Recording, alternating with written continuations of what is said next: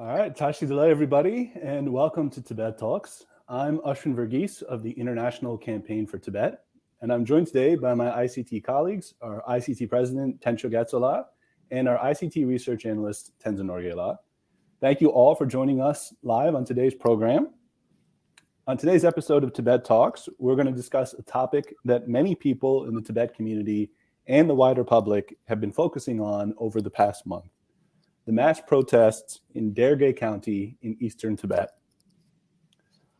According to reports, China's police have arrested over 1,000 Tibetans for protesting against a hydropower dam project that would reportedly force Tibetans in 2 villages to abandon their homes and lead to the destruction of several Buddhist monasteries containing murals that are centuries old.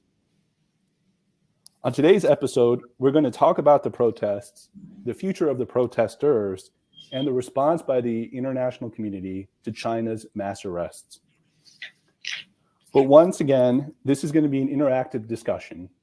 We want to hear from all of you. If you have any questions about the Derge Dam protests, please share your questions with us by emailing comments@savetibet.org or post your questions in the comment section of our Facebook Live page, and we'll get to your questions throughout today's program.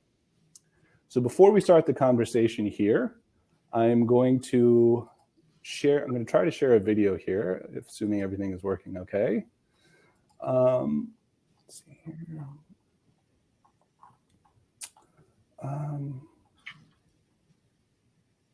Bear with me for 1 second here, please.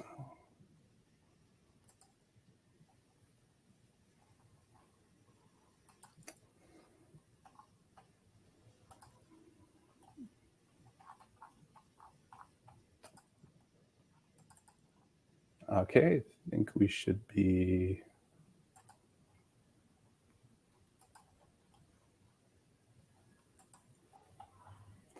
All right, let's see here.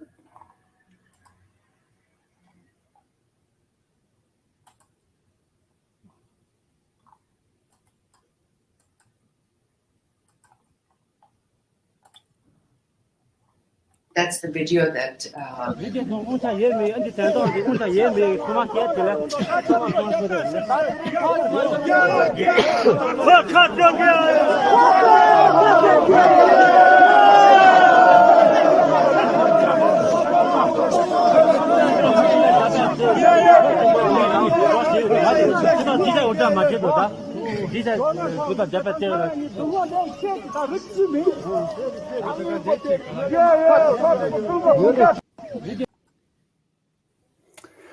All right, well, that was a video of the protest in Derge County. And with that, I will turn it over to Tenchola and Norgela so they can continue the conversation. As I said, please share your questions with us and we'll get to them throughout the program.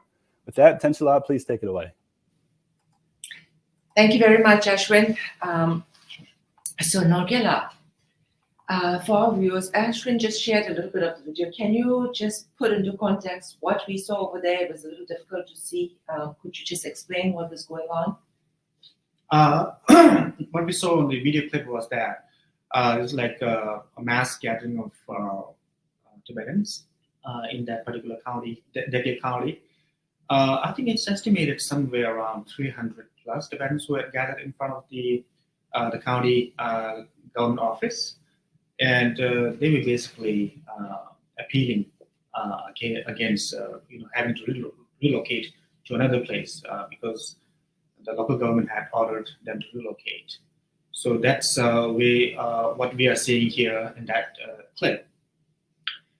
I think since then a lot has developed, and so there are now again lots of questions about why they are demonstrating and what is behind all these, the reason behind that, and what has happened so far, and what I think might happen in the future. So these are some of the questions that I think we can talk about today. So can you explain what is that area and where is that area? Just some context to the region. Yeah, so this is the Tibetan area, we Tibetans call it Derge. So that's like the what used to be the Derge kingdom in the old days. Nowadays, it's incorporated into 4 like administrative divisions under the present Chinese administrative divisions. So this particular area that we saw in the clip, it's right along the Dichu River. Tibetans call it Dichu River. In Chinese, they call it Jinsha River. So this Dichu River, in a way, flows all the way from the Tibetan area and flows through thousands of miles deep into mainland China. So the Chinese government has plans to build tons of dams along this river. They have already built a lot of dams along the Yangtze River in the Chinese heartland, but they also have planned to build many dams along the Tibetan area as well. So we are thinking about estimating anywhere around 13 cascade of dams in the Tibetan areas. And this particular area is, the Derge area is one place that we, from where the demonstrations have occurred. So just before this demonstration, the local authorities had ordered the Tibetans to relocate because now. How many Tibetans are we talking about? So that's about, according to the relocation orders, that seems to be about at least 2 villages. So that can go anywhere from 2,000 plus people. It may be according to some of the local Tibetans, they say even up to, if we take the whole radius into consideration, that might be even up to 10,000 people. So we don't know exact numbers, but it's in the range of like 2,000 to 10,000 Tibetans being relocated. Nogela, what can you explain what relocated actually means? Because these are Tibetans who've lived in these villages for all for generations. So that's the main issue here. Like people have lived there for centuries and centuries.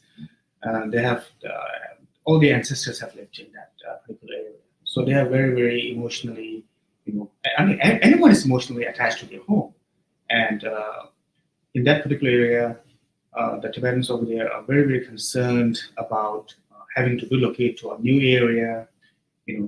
That's one thing. Then again, you have to start a new life, and all your skills that has been passed down through the centuries through your ancestors, they're all irrelevant. Now you are being pushed to a new frontier, and you haven't all your skills are irrelevant. So you are basically at the mercy of the state subsidy, which may last a few years, and then what to do, right? You can't go back, you can't move forward, you're trapped in the middle. So that's one of the issues that is there. And along with the villages, there are the monasteries that they have been living close to for many centuries. So can you talk about the monasteries in that region that are going to be impacted? Yeah, so this particular area, there are at least 6 monasteries that is at the risk of submergence once the dam comes up. So these 6 monasteries are on the either side of the bank. So on the east, there are 3, and on the west side of the bank of the river, there are 3. So the video clip that we saw at the moment before, just a few moments ago, that's from the east side of the river.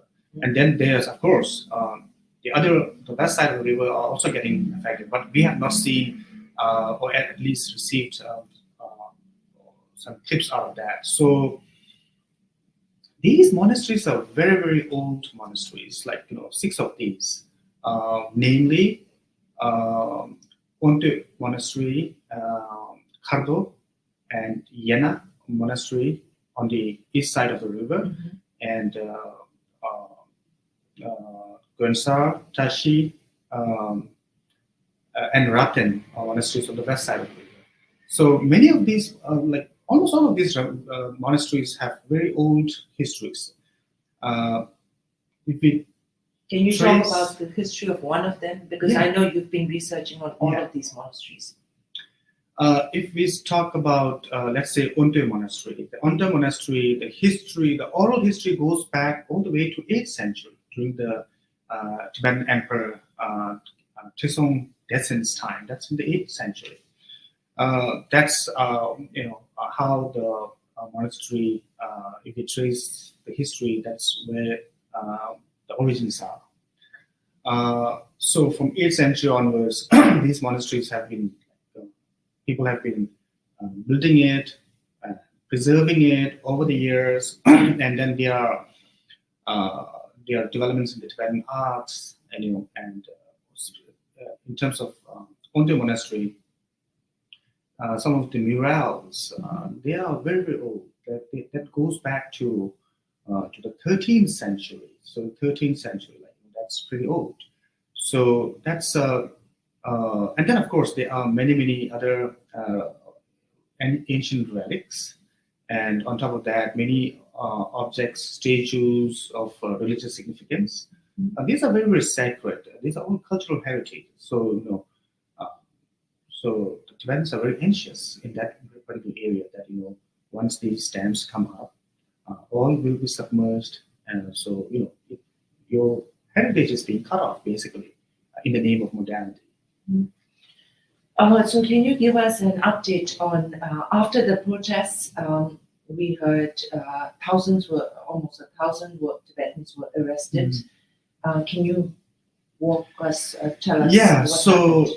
immediately after the demonstrations, of course, people were desperate on the ground, and everyone knows that to this monitoring and surveillance all the time. But then, of course, people do take the risk of sending these kind of video clips outside their hometown.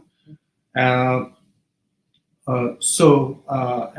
the usual Chinese authorities, the police, the public security, and the intelligence communities' response would be to immediately do a mass detention.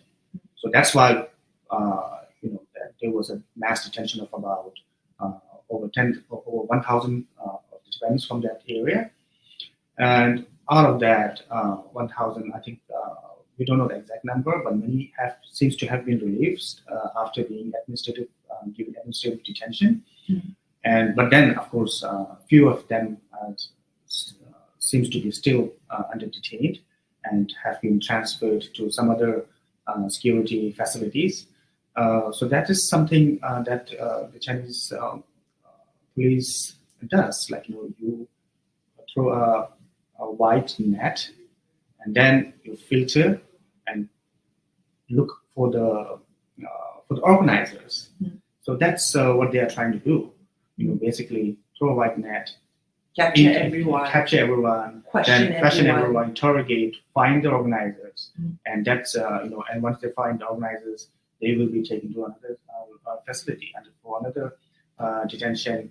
And we know that at least two of those, one of the monasteries administrator and another village official, they have been taken to some disappeared basically. Yes. So that's what usually happens. That is what usually happens, and these are so we right now we don't know how many have been transferred to another facility, and they have kept it very, very secret. But what I am expecting is in a few months' time, maybe in about maybe 6 months' time, maybe the organizers, they will be put to the Chinese judicial system, and they will be given very, very harsh sentence. And there are precedences to that. I think another thing that I want to talk about is last year on March 7. That's March 7. What that did was to the local officials in the same area. In the same area, they issued a public notice, which had 9 points in the notice, and that 9 points, the notice says that anyone who is organizing or participating in demonstrations and obstructing quote-unquote official work would be sentenced to 5 to 15 years in prison. And So anyone they posted this last year right. ahead of announcing these plans. Exactly. So this public notice was announced last year, right? And because they were planning, all right, and they know that the Tibetans would not be happy, so they were in a way trying to eliminate the opposition, the dissent before anything happens. And that was from last year, basically threatening. If you go against the authorities and the official work, you will be thrown into jail for 5 to 15 years. And anyone who is participating in it can be also thrown into prison for 5 years. So these are threats that have already been issued over a year ago. And I think the organizers that I talked about earlier, I fear for them because they might face very, very harsh sentence, anyway, 10 plus years. And they are like precedents to that. If you recall, in June 2020, that's about almost like 4 years ago, we did a very long report on that particular trial in another Tibetan area in Gansu province. The issues are different, but then again, there are many similarities. Over there also, the Tibetans, they have been basically trying to negotiate with the state authorities to, trying to stop commercial slaughterhouses in the area.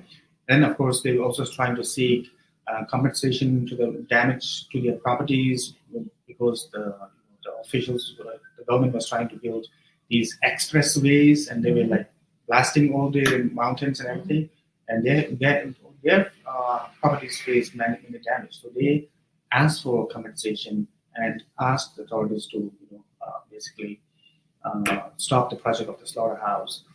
And the response was very harsh. That was like right in the middle of the pandemic, right? June 2020. They were put into trial, and the 9 of them, the organizers, they were given very harsh sentence from 9 to 14 years in prison, right? 9 to 14 years is a lot of time in prison for basically saying that we did not agree with your projects, the state of projects. They want to teach a lesson to everybody else who to cut off. Yeah, so that's in that particular case, the organizers were labeled as gang members, and they were accused of, convicted of basically forced trading and whatnot. So these are the labels like gang member, forced trading. These are the labels that they will attach to the people who try to negotiate something out of this authorities, trying to do something, right? Disrupting social security. So, Norgela, can you talk to us, because also the Chinese authorities have become much more sophisticated in how they talk about these massive projects that they have across Tibet, whether it's damming, whether it's this road extensions, and how they use Western language to cover up what they're actually doing. So can you talk about that? Yeah, so from where I stand, from where I look at the whole issue, the first question is, why are they building the dams, right? So why are they building the dam? That's like the immediate root cause that we see in this particular demonstrations in Derge. Why people were not happy, people were against relocating because the authorities want to build this dam in this particular location called Gamtok in Tibetan. As I mentioned before, the Chinese state has plans to build at least 13 cascades of dams in the Tibetan areas, which is along the Drichu River, which many might not know the Tibetan name Drichu River, but some of the, if you are into reading academic journals or doing some research, it is basically referred to as Upper Jinsha River in Chinese pinyin system. So this particular dam that I was talking about, it has been under feasibility studies for many years now. It was the plans were announced a long time back, and now it seems to me that they are getting ready to build it, right? So that's why the whole order to relocate. And another big dam also, even bigger than the planned one that we are talking about right now, that is like a few miles down the stream, down the river. That is already almost completed. It's going to be operational pretty soon, like maybe next year. So why build all these dams? Because China has a massive need for energy, massive need for energy to keep the industries running, right? And over the years, because of all the economic craze, chasing the double digits in the GDP and whatnot, China has been facing a lot of environmental problems, and the world knows about that. There's a lot of energy being consumed, and what's the source of the energy? It's all coal. Most of them are coal, for producing coal. So basically 60+ percentage of the energy are consumed by the Chinese industries in the coastal areas, in the East Coast. So now the Chinese authorities have, in a way, adapted the narrative according to a global narrative, which is fighting climate change, greening, ecological greening, and all those kind of phrases that we hear all the time in the media. So the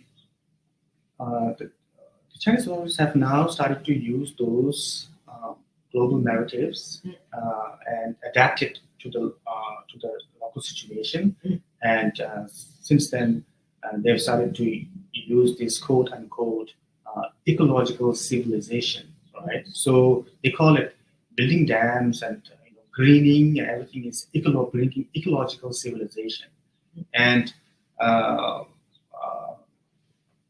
so they are like if you look into the Chinese state plans, they are trying to move from not exactly there, but move away from maybe by a certain percentage from coal towards renewable energies like hydro, and solar and wind. So that's why there was a whole lot of focus on the renewable energies, and out of the focus on the renewable energy, hydropower is I think comes up to the top in terms of the concerns. So that's why that they are building all these dams, and in the name of fighting carbon consumption, in the name of ecological civilization, in the name of carbon neutrality and whatnot. So that is what is happening, and that's how they are trying to ride the global progressive narrative and use it to justify the harsh realities and harsh implementation on the ground, especially in the 20 areas.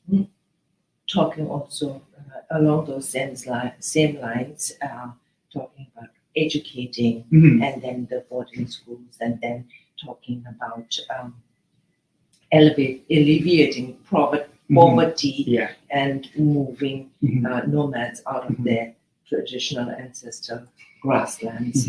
I want to now also mention to everyone how these protests, these videos, as they came out in February, how that moved everyone. I was in Brussels at that time at an international Tibet conference, and we were almost 180 people from from almost 40 countries there, with the Tibetan leadership also, the Sikyong sitting head of the Central Tibetan Administration, and Kalun, Minister for Information and International Relations, and her team. They were all there. So at that conference also, there was a deep sentiment of wanting to show solidarity. And so immediately that evening, there was a strong statement of solidarity and a call for governments to look at this, what was happening there. And at that same time, we were also preparing for our Tibet Lobby Day, annual Tibet Lobby Day here in Washington, D.C., and to coincide with almost 200 Tibet supporters and Tibetan Americans coming here to Washington, D.C., a bipartisan resolution was introduced by Congressman Jim McGovern and Congresswoman Kim Young, recognizing the 65-year anniversary of March 10, 1959, but also calling on measures towards calling on State Department to take measures towards these protests that were just coming out of Derge. I know Ashwin is there. Ashwin, you have also some statements that other politicians and leaders have made. Can you share those? Yeah, absolutely. Thank you, Tenchala. And I just want to put a reminder out before I get into these statements that once again, we are taking your questions live during the show. Please do share your questions with us. Once again, you can email your questions to comments@savetibet.org, or you can place them in the comment section of our Facebook Live post, and we will be getting to them throughout this program. So please, as you're hearing this discussion here, if any questions do come up, please do share them with us. But in the meantime, as Tenchala mentioned, I do want to share a few statements here that members of different governments have made about the protest and China's response to them. So first of all, we have a statement here from the Congressional Executive Commission on China.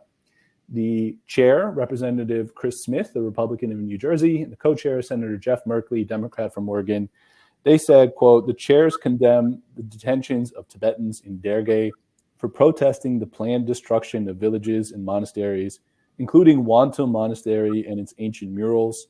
All protesters, including local official Tadrin and monk Tenzin, must be released." So once again, that's from the Congressional Executive Commission on China. USCIRF, the U.S. Commission on International Religious Freedom, one of its commissioners, David Curry, wrote, "The mass arrests and possible destruction of Tibetan monasteries represent continuation of an egregious trend, part of China's attempt at Sinicization, aiming to forcibly assimilate Tibetans and eliminate their ethno-religious identity." So powerful words there from the USCIRF commissioner. Next, Undersecretary of State Azra Zaya, who served simultaneously as the U.S. Special Coordinator for Tibetan Issues, she said, quote, "Deeply concerned by reports of the PRC's, the People's Republic of China's, mass arrests of Tibetans protesting construction of a dam that threatens displacement of villages and destruction of monasteries. China must respect human rights and freedom of expression and include Tibetans in the development and implementation of water and land management policies." Kind of speaking to what we were getting to earlier in this discussion. Undersecretary of Zaya continues, "These centuries-old monasteries are home to hundreds of Tibetan Buddhist monks and contain irreplaceable cultural relics. The United States stands with Tibetans in preserving their unique cultural, religious, and linguistic identity." Now, I have one final statement here I want to share, and this comes from a Tibetan leader. This is from Pempa Tsering, the Sikyong, the democratically elected president of the Central Tibetan Administration. And the Sikyong says, "The crackdown on nonviolent protest in Derge, Tibet is beyond condemnation. The Chinese authorities' disregard for the rights of Tibetans is unacceptable by any measure.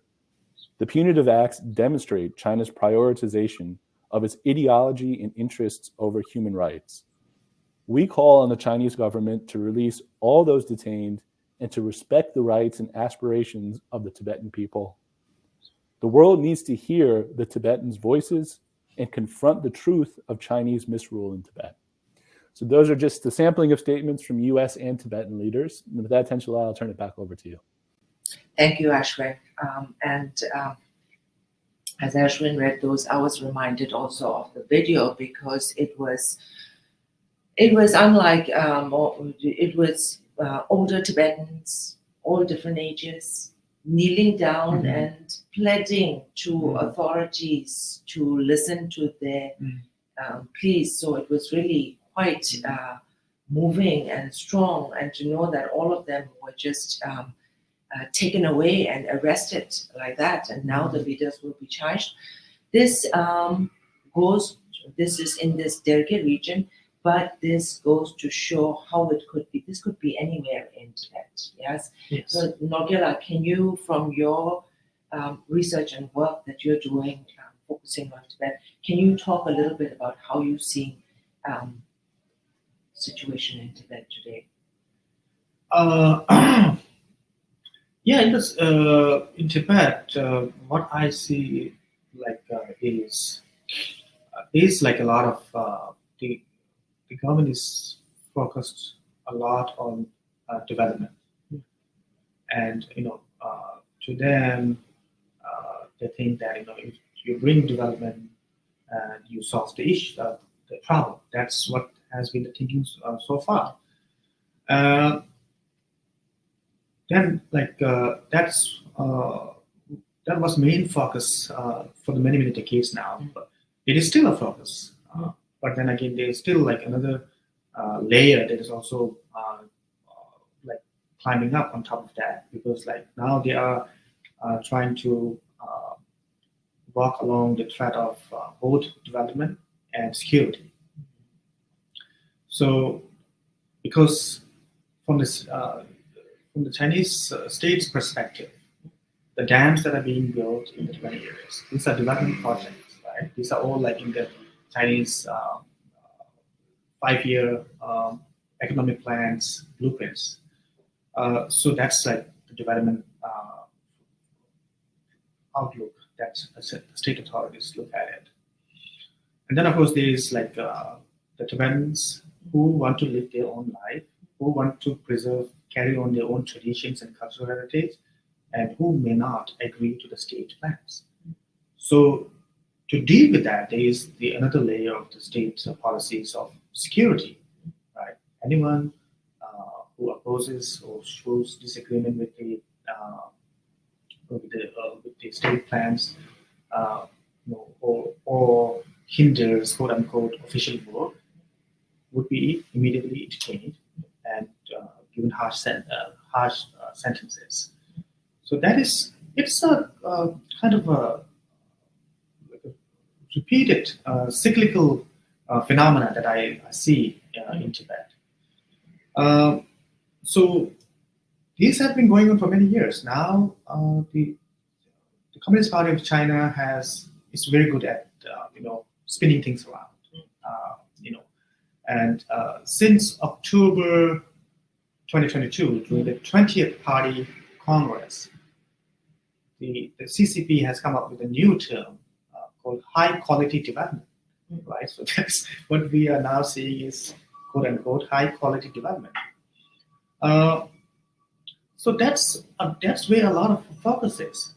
"Quote unquote" high quality development, "quote unquote" ecological civilization, "quote unquote" Sinicization of the Tibetans. So these are some of the trends that I've been seeing throughout my research over the years.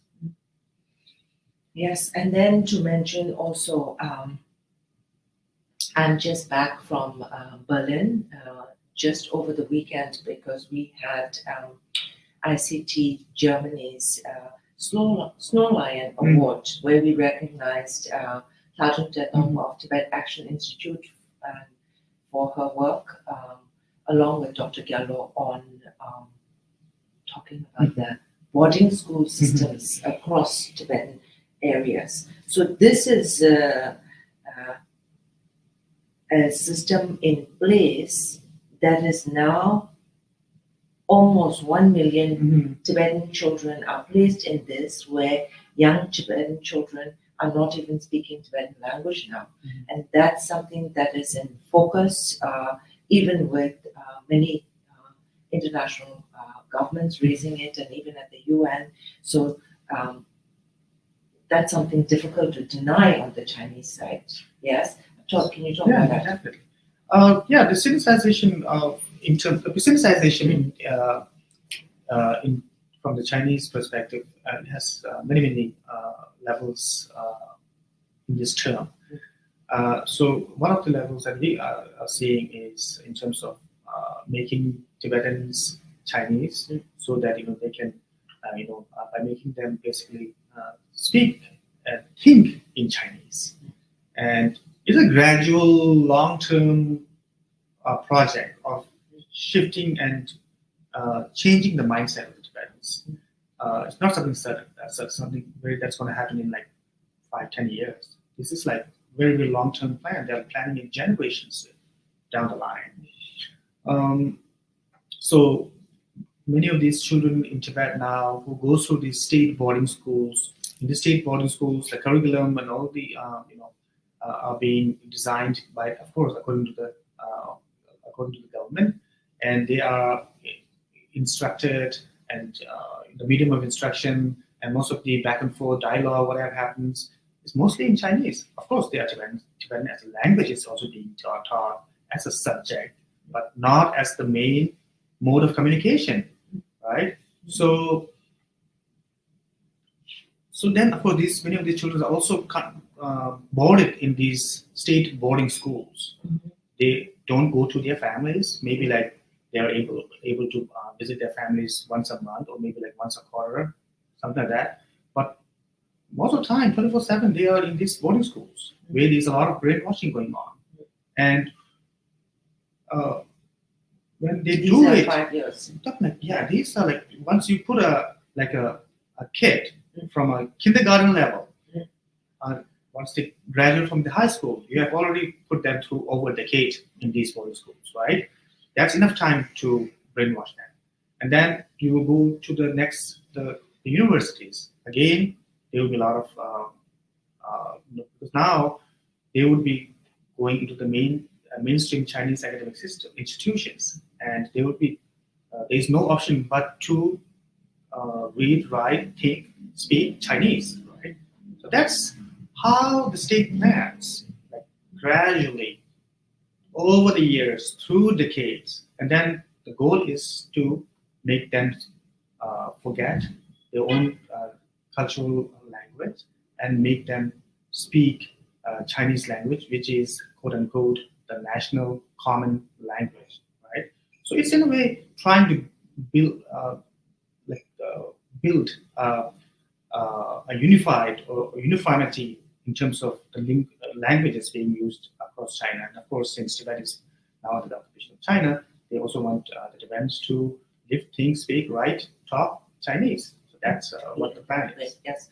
I think Ashwin might have a question or two for us. So Ashwin.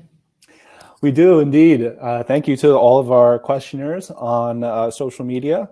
So the first question we have here comes from Melissa Morton. I apologize if I'm mispronouncing that, but Melissa asks, can you share the list of monasteries that would be affected by the dam project?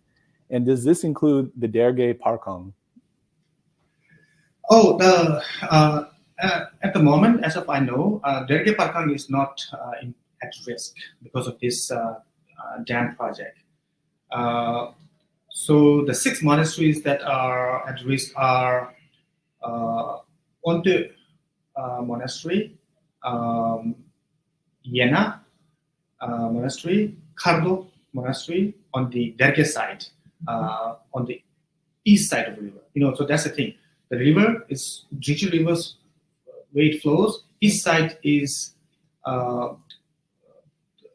what is called in Chinese province is Sichuan province. On the west side is the Tibet Autonomous Region administrative division, right? The province. So this river basically divides the two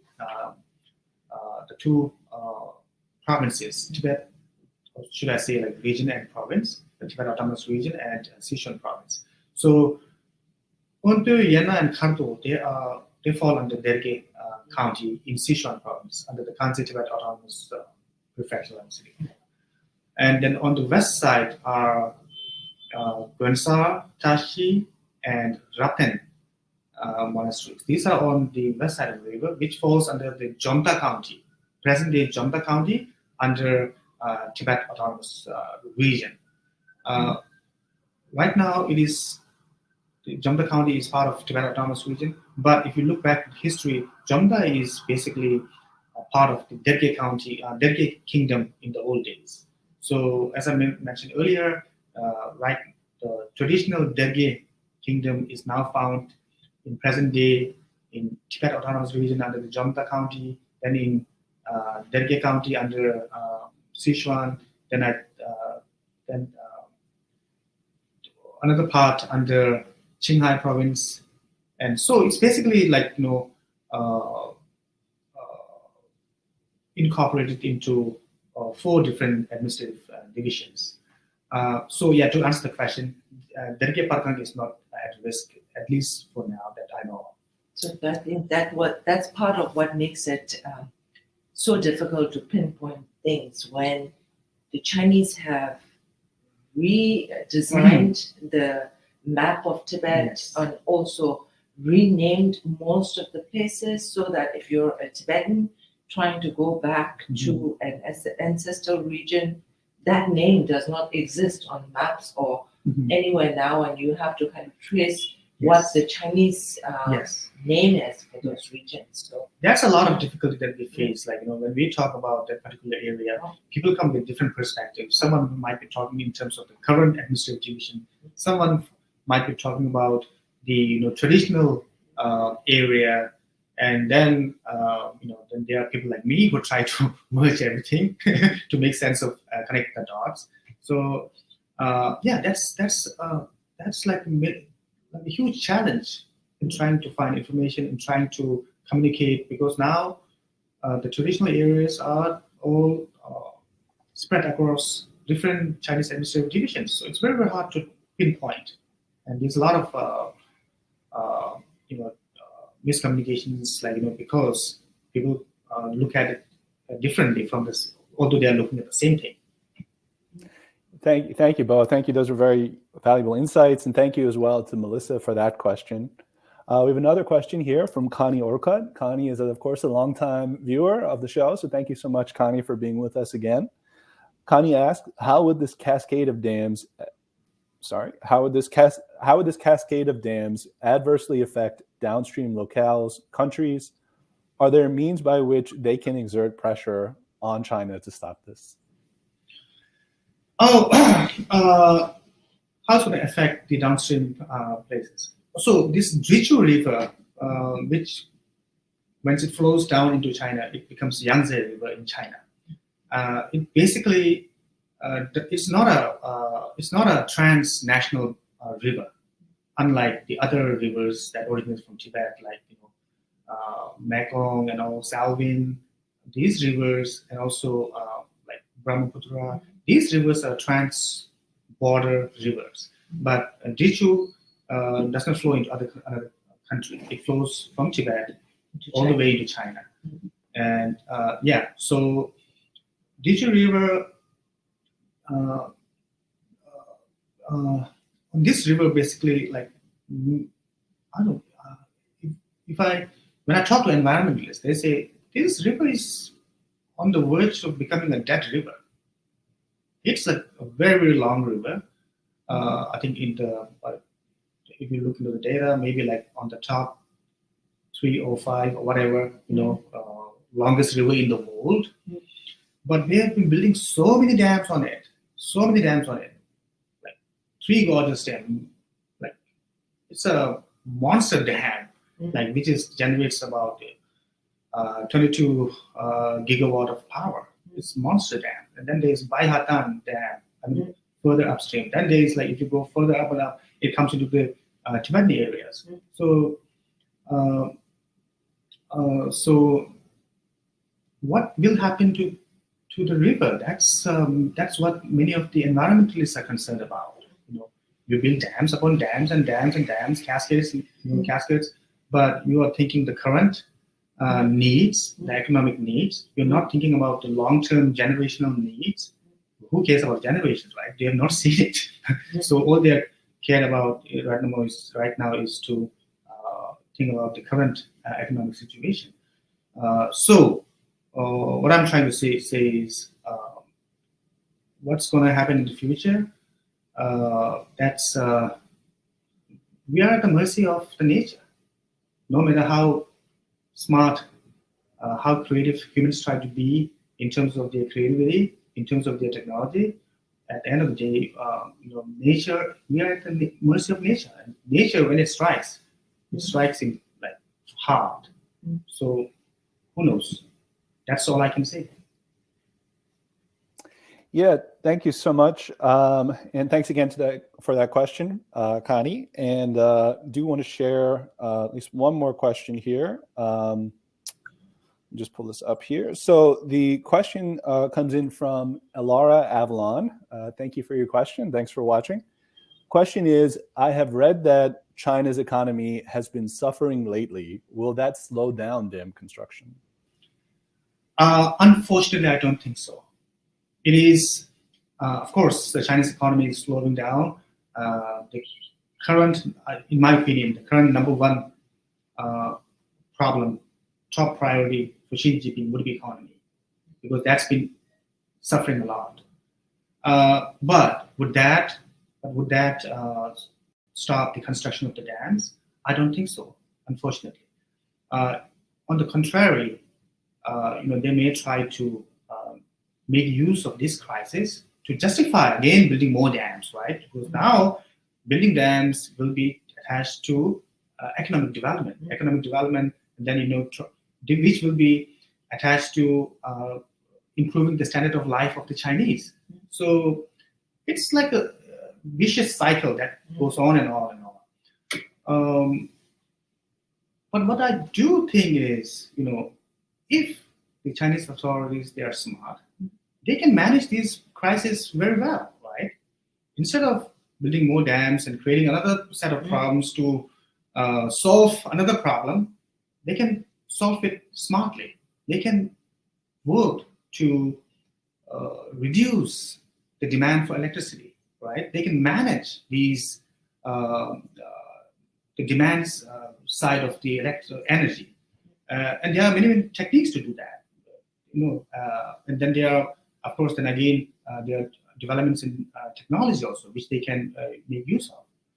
But instead of focusing on that, to manage the demand side, if they keep on trying to solve it by creating another set of problems, I think it's going to go in cycles, and that's what has been happening, unfortunately. And that's where I see it going, looking into the future also, unfortunately. Thanks so much. And I think we're getting pretty close here to the end of the program. But let me share one final question here before we start to wrap up. This is from Dokdak Dompa. Dokdak Dompala writes, is there a possibility of relocating the dam construction and focus on this area? So maybe relocating it to another area where there potentially would be less destruction. Any response to that? That's a project already. It's already planned, and I don't know. The Chinese authorities will relocate it to another area. Maybe. I cannot say with certainty. Is there a timeline on this project, or when these relocations are scheduled, or anything like that? Yeah, so that's a good question, I think, because this project was announced about in around 2012. That's about 10 years ago. So all these years, they have been focusing on the other dams, which came up higher in terms of priority. But now Xi Jinping is focusing a lot on 14th five-year plan. So the local authorities, they are under pressure to perform now, right? They have to say, we are doing something, right? We are pushing forward. We are working hard. So that's why I think I see they are pushing it hard these days to because they have to fulfill the targets of the project objectives, whatever, So will they relocate it?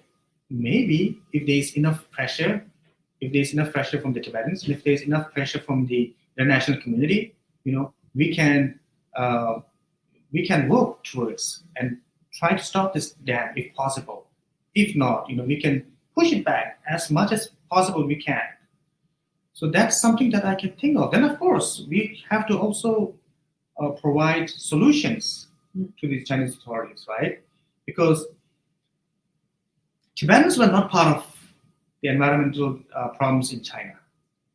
The environmental problems in China were because of the economic growth in the past 3 decades, which is because burning so many coals, right, and polluting the environment. And then they say, oh, we have to fix the environment, right? And then they go say, okay, now we are going to jump into renewable energies, build all these dams, and fix the problem. But again, it goes on and on and on, right? So if they really want to fix the problem, that's what I think. What is needed is some very, very good management skills. And the Communist Party of China, they claim they are like the best management firm in the world. Right? That's what that's what they would like to think about themselves. If they are the best management firm in the world, they should be able to manage it. And if they want to manage it properly, they should be able to manage the demand side of the problem. If they are able to do that, they can fix this problem. That's what I think. Thanks so much, Norgila, and thank you to all of you who are watching and sharing your questions. We really appreciate it. We are coming up toward the end of the program here, but as we wrap up, we do want to share a few more notes on some U.S. legislation that's currently in Congress. So first of all, Tenshila, I believe you'd like to share some thoughts on the current status of the Resolve Tibet Act. In closing, I think I want to point back to ultimately the solution is towards finding a resolution for Tibet and China conflict, because that is what we're focused on. And towards this effect, we have a legislation in the United States Congress that was passed by the House of Representatives with huge bipartisan majority earlier in February. And now we are focusing for its passage in the Senate. We just come off our Tibet Lobby Day, where we had over 200 people come to Washington with over 100 meetings with congressional members, where we all went to participate along with the people. And it was very successful event. But at the same time, what this legislation does is, first of all, it says that the Tibet-China dispute needs resolution. It also says that Tibetans are a people with their own language, culture, identity. There's also, which I think is an important tool for us, is the fact that China's disinformation campaign on Tibet, that is something the United States State Department should invest in and look at dealing with that. So I think this is part of the whole disinformation campaign, alongside their occupation and repressive policies in Tibet. What they're doing is filing a disinformation campaign where they say Tibet has and always been part of China since ancient times. They say there are no boarding schools inside Tibet. Tibetans are learning Tibetan, and that everything is good. And they give an image with a straight face, an image of that there being no problems, but everything is there. So I think that the next step is really to target this kind of disinformation when all the information should be available and online. So if you're interested in supporting this legislation, there will be more information on our website at safetibet.org. And Ashwin, we might post some information also in the chat of this conversation. Absolutely. And in fact, there is a petition that you can sign to your members of the Senate asking them to support and help get past the Resolve Tibet Act. And the URL for that is www.savetibet.org/resolve-Tibet. So we'll share that URL in the comments on our Facebook Live page and in the podcast notes for this episode. So please do go there, sign that petition, and tell your senators that you want them to help get the Resolve Tibet Act passed. I also want to mention one other petition that we do have, and this relates to the resolution in the U.S. House that addresses the protests in Derge and commemorates the 65th anniversary of His Holiness the Dalai Lama escaping from Tibet in 1959. So again, this resolution was introduced during Tibet Lobby Day, and now we need to help get it passed in the House. So please sign our petition for that as well. This petition will go to your members of the House, and we'll ask them to support the resolution. And to do that, please visit www.savetibet.org/dam, D-A-M. Again, that's savetibet.org/dam. So please sign both of those petitions. Please stay involved with us and help us get these two pieces of legislation passed. And stay with us as we work toward achieving a resolution of China's occupation of Tibet. So thank you all for your support. Thank you for joining us today on Tibet Talks. We'll be back next month with another episode. But until then, as we always say on the show, stay safe, stay well, and stay active. Thank you, and Tujichay. Thank you. Thank you, Ashwin. Thank you. Thank you. Thank you, Dr. Thank you, Tujichay. Okay, the recording stopped. All right, very good.